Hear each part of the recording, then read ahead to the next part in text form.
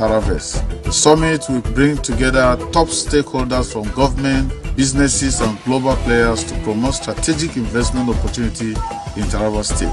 We welcome all Nigerians and investors from all over the world as we showcase the abundant investment opportunities our state, the nature's gift to humanity, has to offer.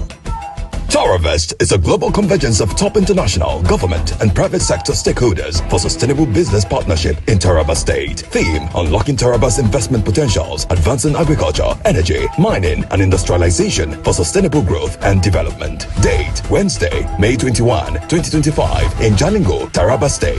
Time: 10 a.m. prompt. TaraVest, showcasing Taraba, Africa's new investment frontier.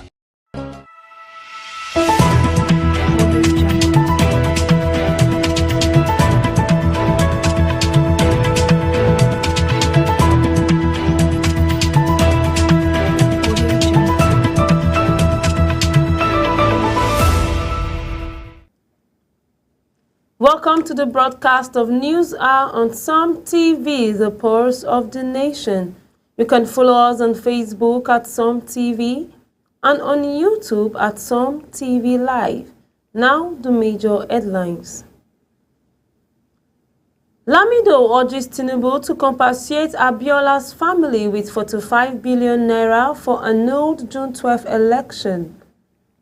Vice President Shettima said Tinubu's reform positioning Nigeria as global investment hub. Governor Kefas to lead Taraba Investment Summit spotlighting AEMI sectors. I am Esther Oka Stephen with the news in full. Former Jigawa State Governor Sule Lamido has urged President Bola Tinubu to pay 45 billion naira to the family of the late Moshood Abiola as compensation for the annulled June 12, 1993 presidential election. Speaking at the launch of his autobiography in Abuja, Lamido cited former military ruler Ibrahim Babangida's memo, which acknowledged Abiola's victory and claimed the businessman was owed the sum. Lamido said the payment would serve as both justice and moral closure for the historic democratic setback. Babangida's admission has reignited debate over the annulment, with calls for accountability continuing. Vice President Kashim Shettima announced that Nigeria is now a prime destination for global investment, driven by President Tinubu's Renewed Hope agenda. Key initiatives include the 4D diplomacy strategy, a $10 billion diaspora fund, major non-oil sector growth and infrastructure projects like solar energy and manufacturing. International partners, including the UN and UK, have endorsed the reform as Nigeria's position itself for sustainable and inclusive economic growth. Similarly, His Eminence the Sultan of Sokoto, alongside Governor Dr. Abu Kefas, will headline the Taraba International Investment Summit on May 21, 2025 at the State Government House in Jalingo. The summit themed Unlocking Taraba's Investment Potentials, Advancing Agriculture, Energy, Mining, and Industrialization for Sustainable Growth and Development will bring together visionaries, investors, and leaders to explore the state's untapped resources.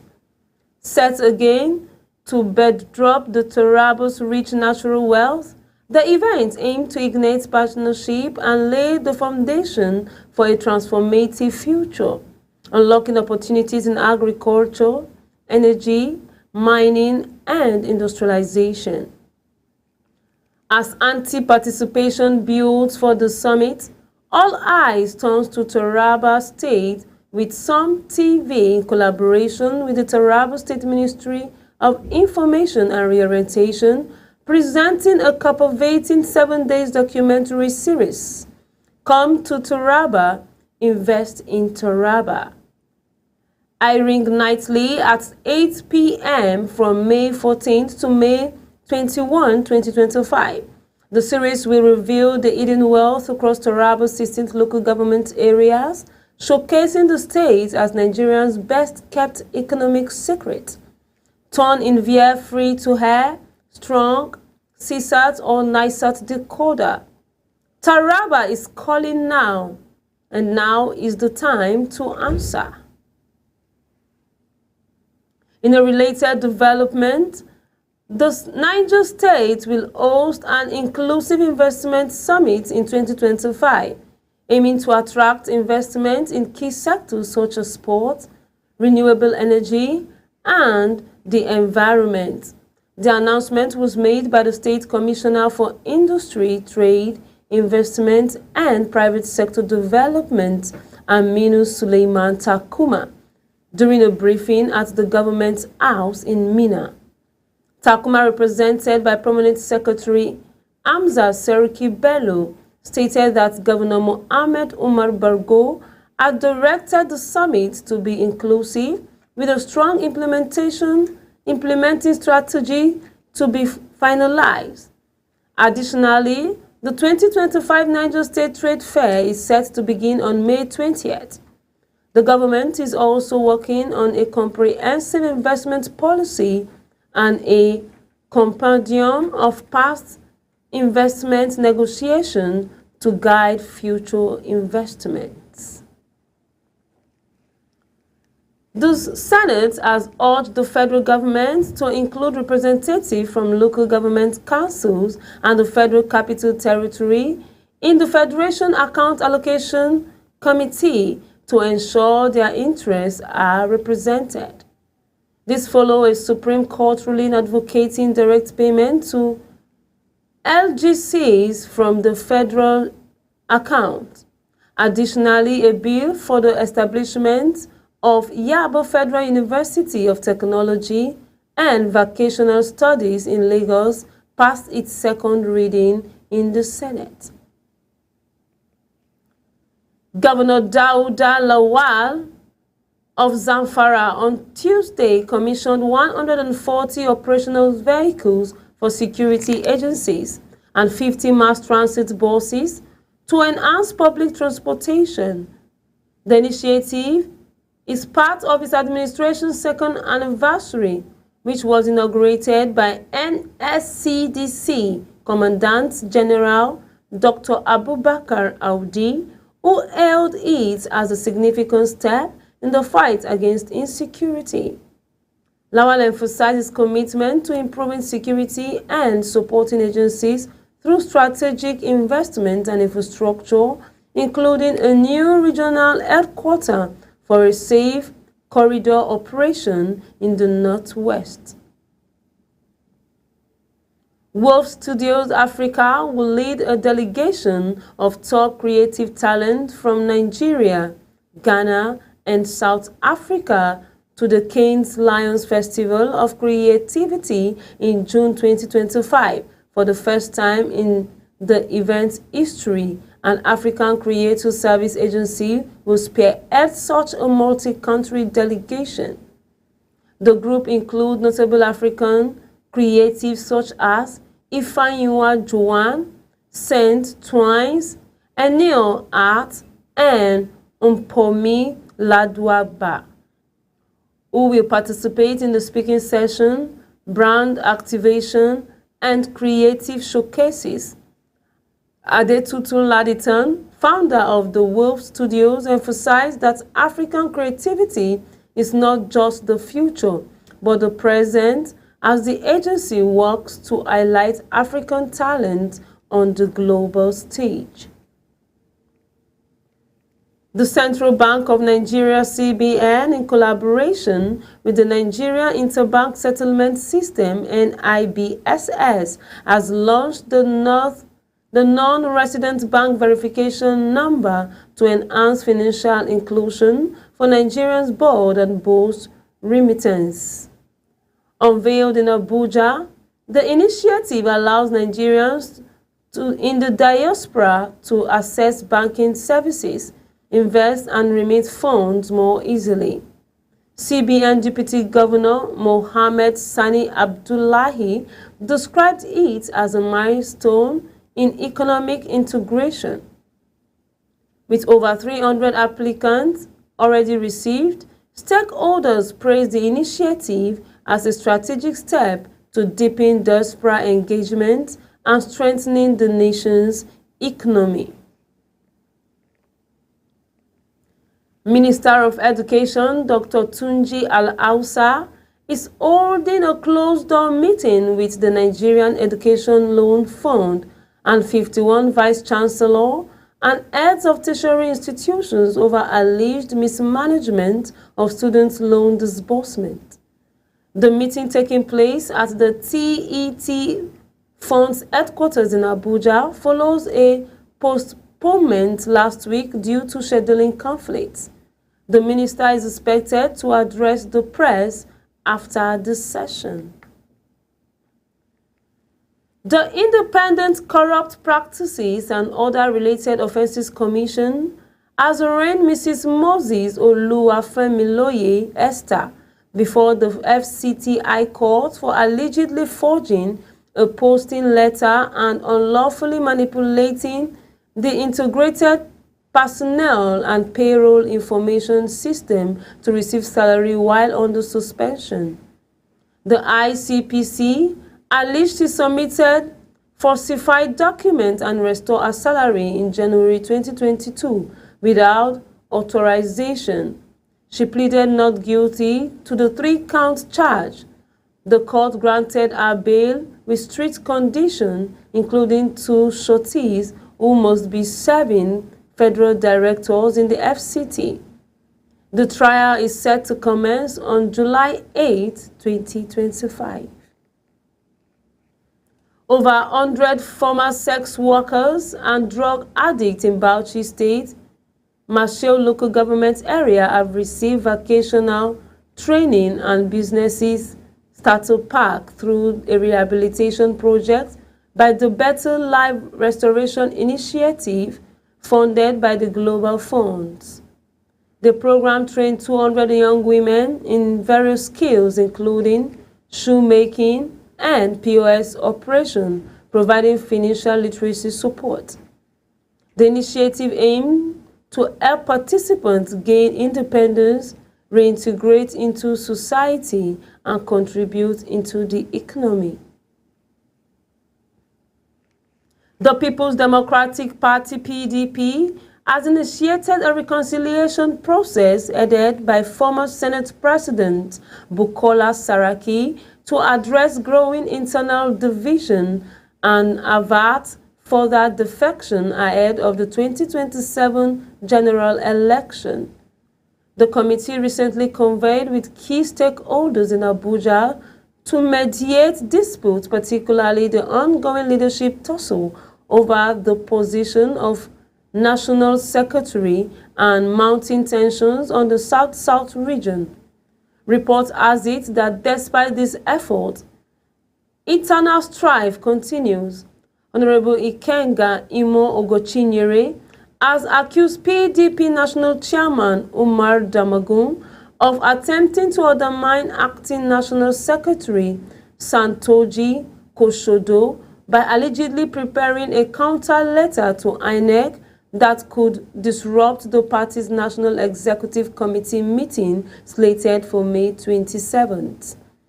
The controversy stemmed from the contested return of Samuel Anyanwu to the party secretariat despite his former replacement, a move already reorganized by both INEC and the PDP National Working Committee.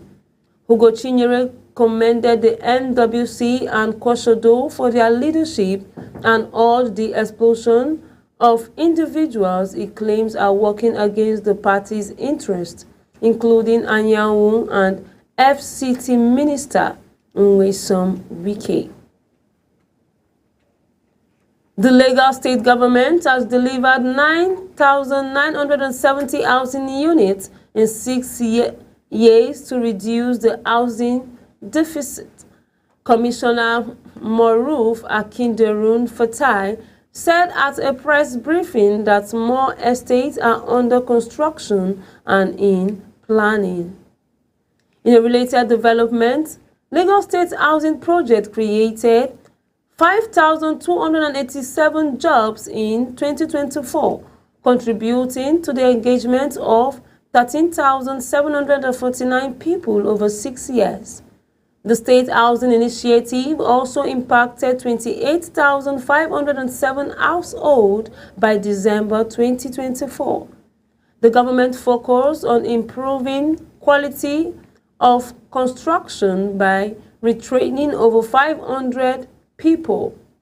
Additionally, the ministry recovered 295 million naira and 20 properties through mediation, resolving 1,899 cases related to real estate dispute. Still from Lagos State, the wife of the Lagos State Governor, Dr. Ibijoke Sanwo-Olu, in partnership with the Orinsil Wellcare Foundation, has funded free pediatric surgeries at 3 general hospitals, Odan Marina, Surulere, and Igando. The initiative supports the state's Team Plus agenda targeting healthcare access for underprivileged children. The First Lady urged other organizations to support similar healthcare efforts. The foundation said beneficiaries were selected through a rigorous process involving hospital social workers. Hospital officials expressed appreciation for the gesture. 25 autonomous communities in Ohaji, Imo State have formally rejected proposal to include them in the proposed Orlu State. In a letter to Senate President Godswill Akpabio, the community represented by the Ogbako Ohaji People Forum expressed strong opposition to any merger with the Egbema community or inclusion in Orlu State. They cited lack of consultation, absence of cultural ties with Orlu, and historic grievances, insisting on remaining within Imo State. A Kano State High Court has dismissed an application by APC National Chairman and former Kano State Governor Abdullahi Ganduje seeking to halt its trial over alleged bribery and misappropriation of public funds. Ganduje, his wife Afsat, son Umar, and 5 others face 11 counts involving $413,000 and 1.38 billion naira. Justice Amina Adamu Aliyu ruled that the objection lacked merit and ordered the trial to proceed, adjourning the case to July 30th and 31st, 2025. The Nigerian Police Force has rejected claims that one of its helicopters was used to supply food to bandits in Kogi State. In a statement on Tuesday, Force Public Relations Officer ACP Muyewa Adejobi clarified that the helicopter was involved in a legitimate security operation on May 10, 2025, targeting banditry and other criminal activities in the Ogbajana area. The operation, which included police personnel, local vigilante, and hunters, was supported by surveillance. The police dismissed the viral video and warned the public against spreading misinformation that undermines security efforts. On Tuesday, the Nasarawa State House of Assembly passed a bill to regulate mining activities, aiming to address illegal operation and improve sector efficiency. Speaker Danladi Jatto, who presided over the plenary, stated that the legislation could penalize for non-compliance up to 10 million naira in fines or for 5 years imprisonment for corrupt offenders. It also mandates mining companies to contribute 5% of annual revenue to a community development fund split equally between direct community payments and project financing. The bill now awaits the governor's assent. Let's take a brief commercial break. Don't change the channel. We'll be right back with more exciting updates on Sun TV.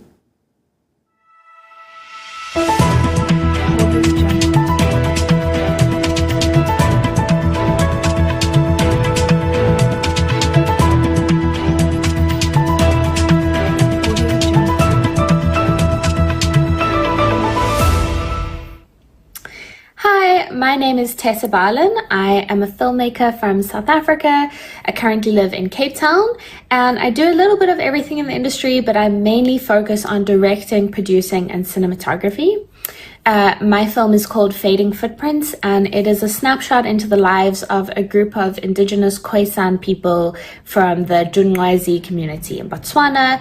And the film is a social commentary on how this group of people has to navigate between their old traditional way of living and having to integrate into a modernized system. So where before they were allowed to live nomadically in the bush and were able to hunt and gather and live self-sufficiently, now they are made to live in villages where they're not allowed to hunt, they're not allowed to live in the bush. And the film is really a social commentary on how indigenous knowledge is essentially being lost to modernization. I'm really hoping that the film can spark dialogue and conversation around indigenous people's rights and ask the question, is it really right to make people live in a modernized system? With that said, I'm really excited to be part of this film festival. I'm so grateful for the opportunity. I'm really, really excited to be part of the podcast. And if my film is...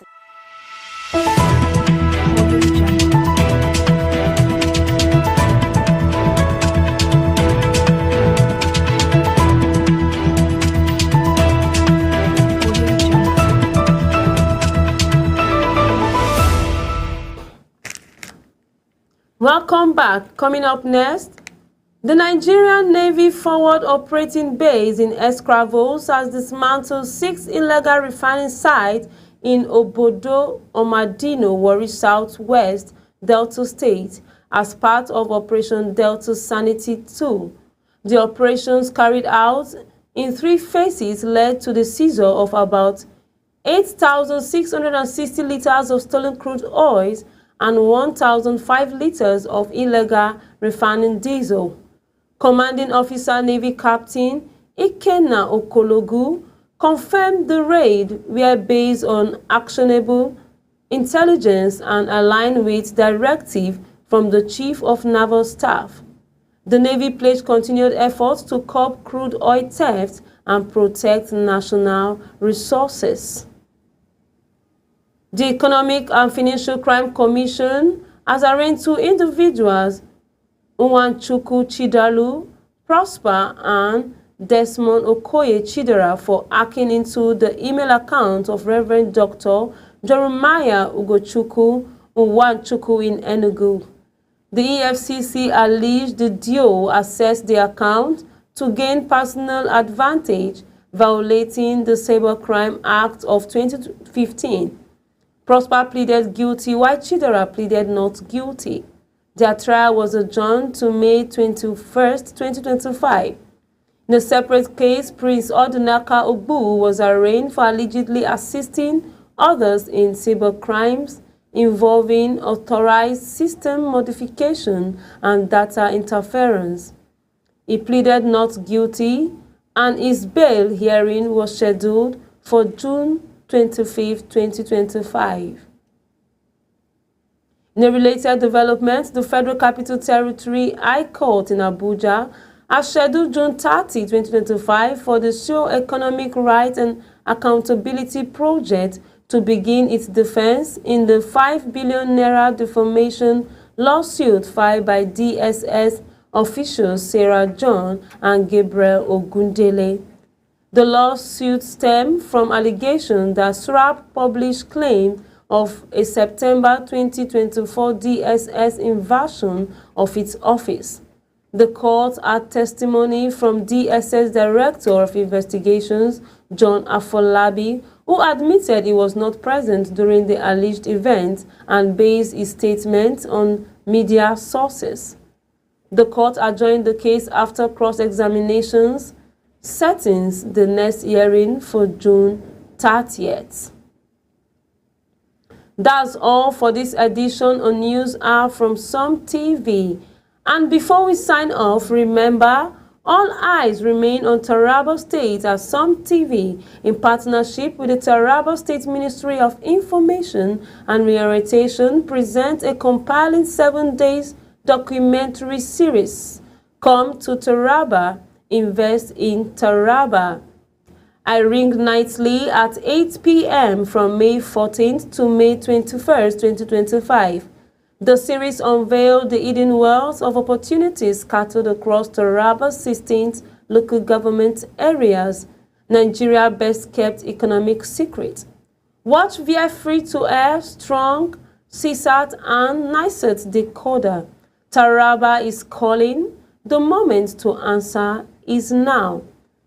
Some TV is a 24-hour TV station. We are live every day. You can follow us on Facebook at Some TV and on YouTube at Some TV Live. Stay tuned for more lineup of programs from Some TV. I am Esther Oka-Steven.